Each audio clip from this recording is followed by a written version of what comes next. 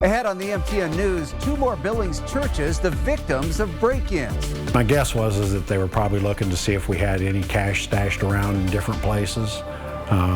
We don't. Plus, we say farewell to a Yellowstone County icon. A look back on the life of Ziggy Ziegler and the difference he made. Plus, from adult to kidult.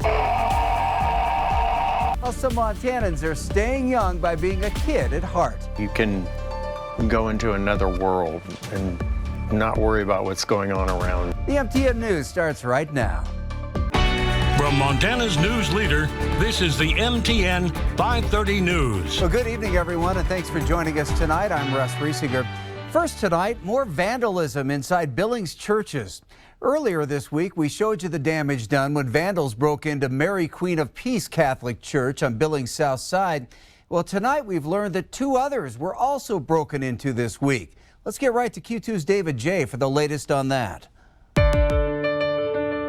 Some churches in the area have had some break-ins, including Central Christian Church. The pastor here says he doesn't believe they're connected or related, and they did break some windows here, but didn't take anything.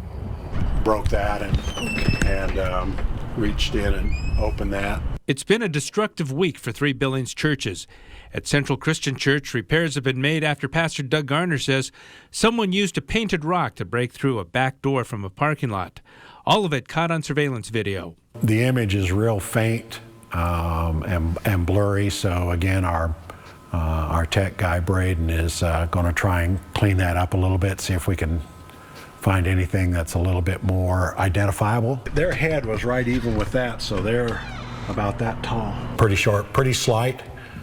Could be female, could be a kid. Once in the building, Pastor Garner says the person took some keys out of a mailbox, keep that there, opened an office door, and disconnected wires to cameras. That person then wandered all around the church. The cookie sheet is right there, so people can sign up. Even finding a cookie sign-up sheet where he or she left some messages. Be safe. I watch out for you all. God. Meantime, not far away, it's a similar scene at the Latter-day Saints Temple. The church says someone here also broke a window to break inside, but left before doing any further damage. And on Tuesday, vandals broke into Mary Queen of Peace Parish on the south side, stealing statues and defacing artwork in the walls of the church. Garner says he doesn't believe that the incidents were connected or that his church was even specifically targeted. They don't seem related to me. It just doesn't really follow any kind of a good pattern. It doesn't really surprise me, though, because like I said, we get hit about once a year. In Billings, David J., MTN News. Tonight we say goodbye to a man who meant a whole lot to Yellowstone County. Former county commissioner, business owner, and community leader Ziggy Ziegler lost his battle with cancer at the age of 89. MTN's Diane Parker takes us back in time. It's a sure bet. Every single year you'd find Ziggy Ziegler downtown right here at the starting line of the annual Montana Women's Run, firing that starting gun, cheering thousands of women on. Good morning, ladies! On my command, on your mark, get set, go! What a loss that will be this spring, not having Ziggy. It's been decades that Ziggy has been down here, always up in the stand in the back of the truck. Ziggy absolutely loved doing the final countdown, and Ziggy would say, "Welcome, ladies," and he loved to shoot the gun. There are people you meet in life who you never forget. Ziggy Ziegler is one of those people. I cannot help but also include Stella. Ziggy and Stella are together for so many years and hand in hand, but Ziggy is probably one of the most devoted individuals I've ever met. Very giving, very forgiving. In fact, that forgiveness can be found daily at Stella's Kitchen and Bakery, the restaurant he and his wife Stella owned for 40 plus years, where they made an effort to employ prisoners re-entering society. This after his own father was murdered by 2 armed robbers in the 1970s. They worked and gave people tons of second chances and stuff like that, and we still try to carry that on. So, lasting impressions. He always liked to say is, I'm going to prison today. And the first time I was like, what are you, did you get in trouble? He goes, no, I go up and visit. He does and worked with, people up there and helped them get, free and work with them and make them better people. That commitment to second chances landed Ziggy and Stella the Billings Chamber's Legacy Award in 2019. We just do what we do because that's who we are, and I'm just amazed at this honor, and I'm truly humbled. From the legacy of Stella's and the lives changed, even its famous cinnamon rolls, to Ziggy's 12 years of public service as a Yellowstone County Commissioner, he's someone who's being remembered as a man who made it his mission to lift others up until the very end. In Billings, Diane Parker, MTN News. A little bit of a chilly start around the state, surprisingly enough. Some of the chillier single digits and teens out of northeastern Montana, single digits down into the Bighorn Basin. Also, look at that -3 out there in Butte this morning, but temperatures did warm up quite nicely throughout the day. What we're going to look at here as we move along for the rest of the show or later, we've got some things to pay attention to here. Gusty winds through early Saturday out in Big Timber and Harleton, a little bit of a different area that we're used to looking at some winds. Possibly some snow late Saturday into Sunday. We'll tell you more about that. And also an active weather pattern throughout next week and maybe some changes late next weekend. We'll take a look at that in a little bit. The Montana Freedom Caucus held its first official event at the state capitol Thursday. It's a group of staunchly conservative lawmakers declaring themselves willing to hold the line and stand up to pressure on their key issues.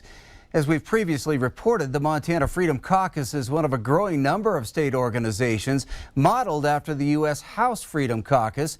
Congressman Matt Rosendale is a member at the federal level and recommended state lawmakers start one in Montana. Now, very, very proud that they were able to get this group organized, and I just think that having that unified voice and getting that information out to the public is going to be very effective for the Freedom Caucus and very beneficial for the state. Montana is now one of 12 states nationwide where a state-level Freedom Caucus has been set up. There are at least 14 members in the state legislature. And coming up tonight at 9, you can stream Face the State on the Q2 streaming app. Tonight, our big topics are housing and the state budget. And we'll have details on all the happenings at the state capitol this week. That show is available throughout the weekend.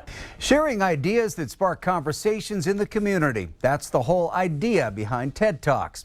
Today, the names of the 16 speakers who will headline this year's TEDx event here in Billings were announced. MTN's Phil Van Pelt talked to one of those speakers, a Montana man who had a career in the front office of an NFL team. Here at the Billings Depot, guests were introduced to 16 highly distinguished speakers, all of whom have ties to Montana and whose stories will be on display at the second ever Billings TED Talk on October 7th. I come from a humble beginning in Browning, Montana, Blackfeet Indian Reservation. Robert Dorr remembers his childhood on Montana's High Line like it was yesterday. Basically grew up with nothing, but was fortunate to have a fire within inside of me to really ascend and to become one of the highest ranking Native Americans in the NFL and the corporate world. From those humble beginnings, Dorr rose to become part of the then Washington Redskins front office for 7 years and is now one of the newest inductees into the Montana Pro Football Hall of Fame. He says he never imagined being one of the first Native Americans in that position. A lot of people don't understand the burden or the stress that comes with trying to be the best of anything or the first of anything. For me, I never did set out to do that. I just wanted to make an impact. It's something Dorr and 15 others will try to do later this year at the second ever Billings TED Talks event. The national series started in June 2006 and has become an inspirational staple. Tedx Billings director Devon Hayes says he wants to showcase that Billings is filled with those that inspire. Ultimately, I really want to change the perception that Billings isn't a cool place to be. I want people to feel proud that they live right here in Billings, Montana. You really quickly find out that Billings is a very vibrant community with a lot of really innovative people and things that are happening. People like Dorr, who wants to pass on his successes to the next generation. If I could share my story, maybe inspire one more individual, one more little Montana boy or little Montana girl to reach higher and just keep going, to dream big and never quit, that's the impact I'm looking for. In Billings, Phil Van Pelt, MTN News. Ahead on the MTN News at 5:30 on Q2, a trip back to childhood. How often do you come in here?